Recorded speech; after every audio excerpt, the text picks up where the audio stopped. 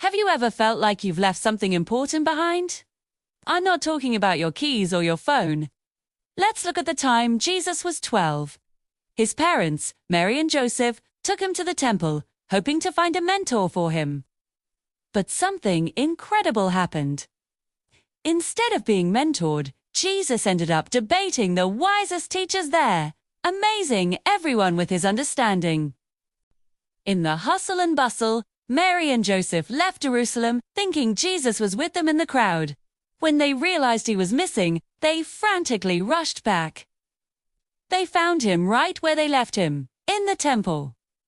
His response: "I must be about my Father's business."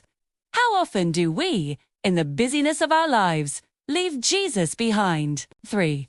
Whether it's in our careers, our personal lives, or even our religious routines.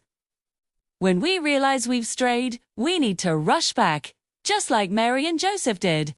Let's make a commitment today to not just follow Jesus, but to keep him at the very center of everything we do. Don't wait. Turn back to him now. Thank you for watching.